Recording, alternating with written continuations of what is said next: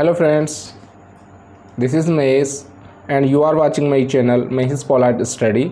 और आज हम इस चैनल पे आपके लिए लेके आए बहुत ही most and important topic Rajasthan में प्रमुख जल संसाधन। और उनमें पढ़ेंगे हम नाड़ी, खड़ीन, बावड़ी, टांका, झालराज, टोबा, इस तरह के जल संसाधन के जो स्रोत हैं उनके बारे में हम पढ़ेंगे। और ये जो कंटेंट हमने उपलब्ध करवाया है आपको, जो हिंदी ग्रंथ अकादमी की बुक्स हैं उनमें से हम आपको जो भी वीडियो डालते हैं, जो भी जीके के क्वेश्चंस डिटेल डालते हैं, वो इन हिंदी ग्रंथ अकादमी की जो बुक्स हैं इनमें से हम आपको कंटेंट उपलब्ध करवाते हैं, जो कि ऑथेंटिक बुक्स हैं, राजस्थान हिंदी ग्रंथ अकादमी की बुक्स हैं।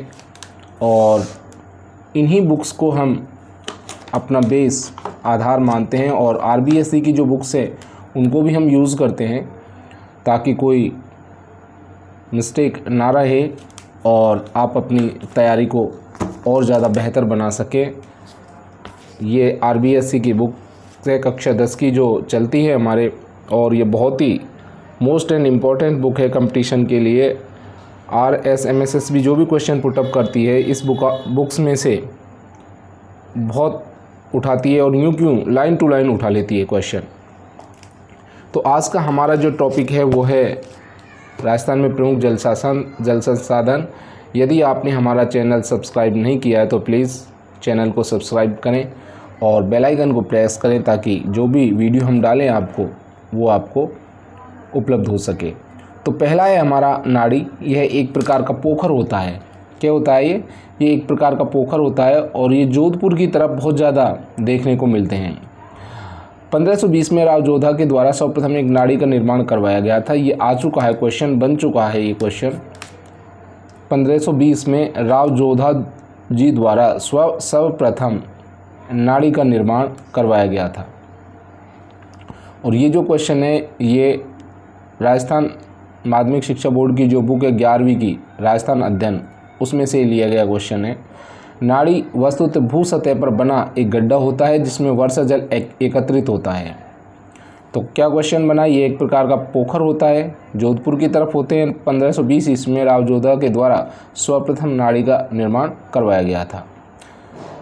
दूसरे नंबर पर हम देखते हैं खड़ीन। सर्वप्रथम 15वीं शताब्दी में जैसलमेर के पालीवाल ब्राह्मणों के द्वारा इसका प्रचलन किया गया।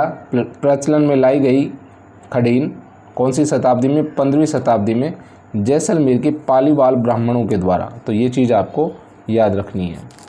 जिस स्थान पर पानी एकत्रित होता है उसे खड़ीन कहते हैं। जिस जगह पर पानी एकत्रित होता है उसे क्या बोला जाता है? खड़ीन बोला जाता है। यह शुष्क एवं अर्धशुष्क क्षेत्रों में खड़ीन एक उत्तम विधि है जल को संरक्षण करने की। नेक्स्ट आता है बावड़ी। मेघदूत में बावड़ी निर्माण का उल्लेख मिलता है। ध्यान रखना आपको, राजस्थान की बावड़ियाँ वर्षा जल के संचय के काम आती हैं।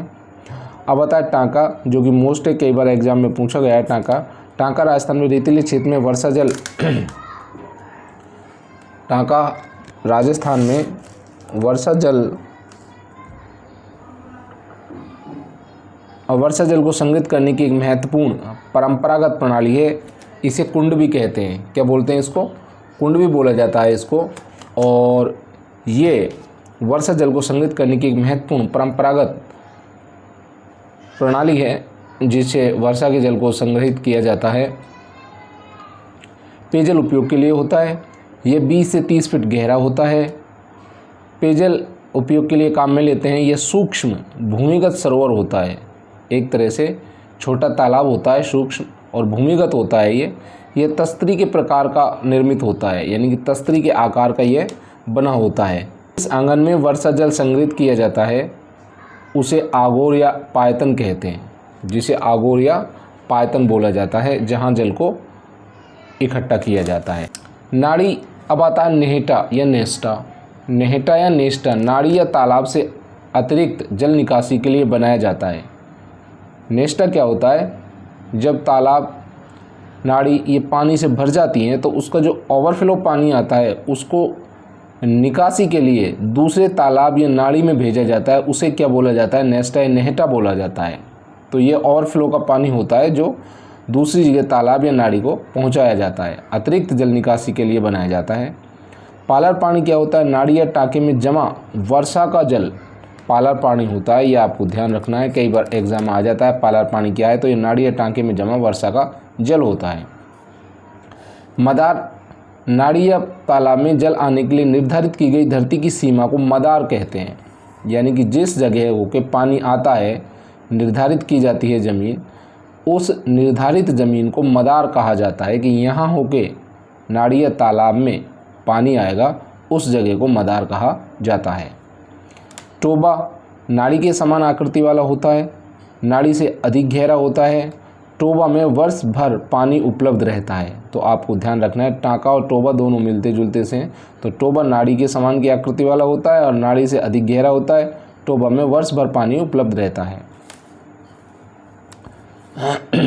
नेक्स्ट देखते हैं झालरा। ये भी मोस्ट है झालरा। झालरा अपने से ऊंचे तालाबों तथा झीलों के रिसाव से पानी प्राप्त करते हैं। यानी कि ऊंचे जगहों पर तालाब या कुएं बना दिए जाते हैं और उसको उनके नीचे जो चीज़ बनाई जाती है उसको झालरा कहते हैं। झालरा अपने से ऊंचे तालाब तथा झीलों के रिसाव से पानी प्राप्त करते हैं। आकार आयताकार होता है इसका। धार्मिक रीति रिवाजों तथा सामूहिक स्नान आदि के उपयोग में इसको काम में लिया जाता है। 3 और इसके सीढ़ियाँ बनी हुई होती हैं। 1660 ईस्वी में निर्मित जोधपुर का महामंदिर झालरा प्रसिद्ध है। तो आपको ये ध्यान रखना है, इसमें क्वेश्चन बनता है। नेक्स्ट है कुई या बेरी। कुई का दूसरा नाम क्या है? बेरी। तालाब के पास बनाई जाती है, जिसे तालाब का पानी रिसता हुआ जमा होता है, उसको कुई या बेरी बोला जाता है। ये तालाब के पास बनाई जाती है और तालाब का पानी रिस के इस कुई में या बेरी में आता रहता है और उसी को क्या बोला जाता है? कुई या बेरी बोला जाता है। तो फ्रेंड्स, ये थी हमारी आज की क्लास, जो कि हमने ऑथेंटिक बुक्स में से आपको उपलब्ध करवाई है और बहुत ही अच्छा कंटेंट है, जो कि हिंदी ग्रंथ अकादमी की पुस्तकों में से हमने लिया है। यदि आपने हमारा चैनल सब्सक्राइब नहीं किया तो प्लीज़ आपका सब्सक्राइब करना हमको एनर्जेटिक बनाता है और हम फिर एनर्जेटिक तरीके से ही आपको वीडियो लेके आते हैं। तो मिलते हैं एक नए वीडियो में, तब तक के लिए गुड नाइट।